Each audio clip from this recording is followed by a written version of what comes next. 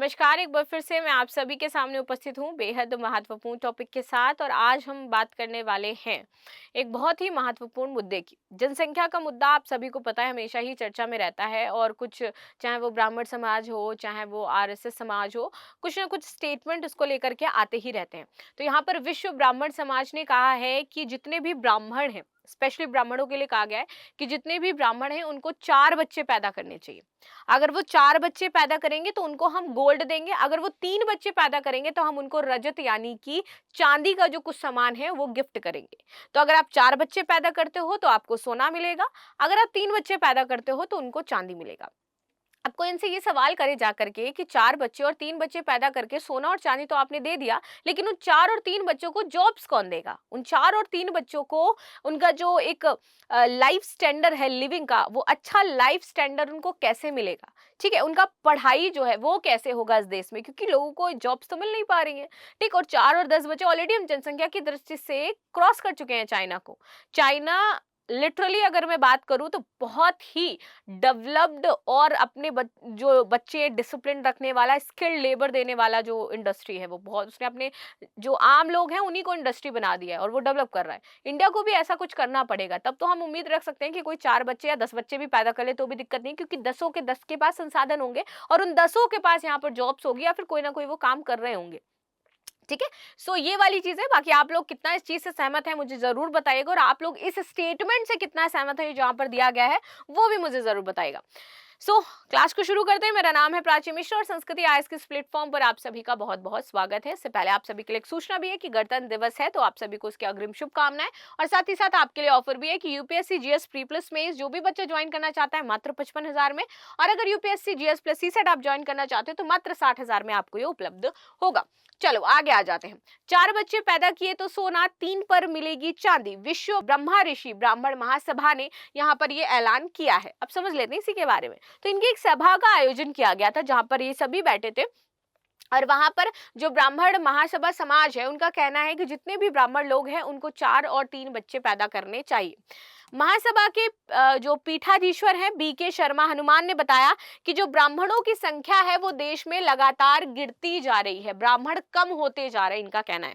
ठीक, सनातन की रक्षा तभी होगी जब ब्राह्मणों की संख्या पर्याप्त होगी। तो सिर्फ जो सनातन की रक्षा है वो ब्राह्मण ही कर सकते हैं और कोई नहीं कर सकता है, ऐसा इनका मानना है। खैर मैं ऐसा नहीं मानती, because I am also a ब्राह्मण, बट आई डोंट थिंक कि सनातन की रक्षा सिर्फ ब्राह्मणों द्वारा ही की जा सकती है। तो इनका स्टेटमेंट था। आगे समझते हैं। बच्चों को जन्म देने वाली मात्र शक्तियों को गेहूं का आटा, जो गोंद है वो दिया जाएगा, मखाने, सूखा नारियल का बुरादा, काजू बादाम और सोठ दिया जाएगा। जैसे ही जो भी ब्राह्मण माताएं हैं अगर वो बच्चों को जन्म देती हैं तो हर जन्म में ये सारी जो चीजें हैं मात्र शक्ति के लिए, ताकि उनकी बॉडी स्ट्रांग हो, ये सारी चीजें प्रदान करी जाएंगी।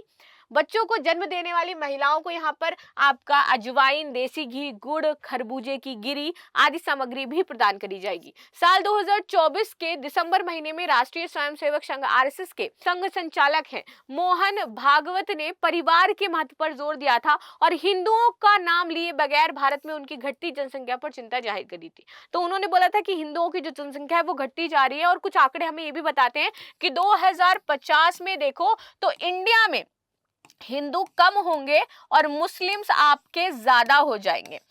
इसलिए हमें क्या करना है कि उनकी जो हमारी जनसंख्या है हमें बढ़ानी पड़ेगी कि ऐसा ना हो, इस तरीके से गैप ना, बिकॉज हम हिंदू राष्ट्र हैं और हिंदुओं की संख्या ज्यादा होनी चाहिए। मैं इससे अग्री कर सकती हूँ कि हिंदुओं की ज्यादा संख्या होनी चाहिए, बट इससे आप अग्री नहीं कर सकते हो कि सनातन की रक्षा सिर्फ और सिर्फ ब्राह्मण कर सकते हैं। ठीक है, हिंदू का होता तो भी ठीक था। कम से कम 3 बच्चे पैदा करना बेहद जरूरी है, ये भागवत का यहाँ पर बयान आया था। मोहन भागवत जी ने कहा था कि अगर समाज में जनसंख्या वृद्धि दर गिरते गिरते 2.1% के नीचे चली गई तो समाज को किसी को बर्बाद करने की जरूरत नहीं है, वो अपने आप ही नष्ट हो जाता है। और अभी आपने देखा होगा कि चाहे आपका जापान हो, चाहे आपका चीन हो और चाहे आपका रूस हो, सब इसी चीज से परेशान है। रूस ने यहाँ पर सेक्स मिनिस्ट्री ही बना दी कि अपने यहाँ की जनसंख्या को वो बढ़ा सके, क्योंकि जिस देश के पास जितनी ज्यादा जनसंख्या उस देश के पास उतना ज्यादा वर्क फोर्स। चाइना के पास यंग पॉपुलेशन नहीं बची थी, इसलिए उसने अपनी जो 1 चाइल्ड पॉलिसी थी, 2 चाइल्ड पॉलिसी थी, उसको समाप्त कर दिया। वहां पर बूढ़े लोग ज्यादा हो गए थे, काम करने वाली जनसंख्या नहीं थी। But in the present time in India हमारे पास सबसे ज्यादा यंग पॉपुलेशन है, सबसे ज्यादा काम करने वाली पॉपुलेशन है। द प्रॉब्लम इज दैट कि हमारे पास स्किल्ड लेबर नहीं है, स्किल्ड पॉपुलेशन नहीं है। अगर हमारे पास स्किल्ड पॉपुलेशन हो तो हम सबसे तेजी से डेवलप करेंगे। ठीक है, चलो आगे बात करते हैं। इसीलिए कम से कम 3 बच्चे पैदा करना बेहद जरूरी है। गौरतलब है कि इसी साल भारत बढ़ती आबादी के मामले में एक लंबी छलांग लगा करके चीन को पछाड़ करके जनसंख्या के मामले में विश्व के पहले स्थान पर पहुंच गया है। और नो डाउट धीरे धीरे हमारे यहाँ पर जो बर्थ रेट है वो घटता जा रहा है, जो कि चिंता की विषय है। हमें इस पर जरूर काम करना भी चाहिए, लेकिन साथ ही साथ हमें जो संसाधन है उपलब्ध करवाना चाहिए। क्योंकि लोग क्यों ज्यादा बच्चे पैदा नहीं कर रहे? क्योंकि उनको पता है कि महंगाई बहुत ज्यादा है। हम उनको अच्छी शिक्षा कैसे दिलाएंगे? तो हमारे पास अगर 1 या 2 बच्चे हैं तो उनको हम अच्छी एजुकेशन दिला सकते हैं। अब उन 2 में से कोई अच्छा जॉब चाहिए उनको, जॉब हम देख रहे हैं आज के टाइम में हमें ज्यादा देखने को मिल नहीं रही है, लेकिन फिर भी इंडिया डेवलप कर रहा है, चीजें हो रही हैं।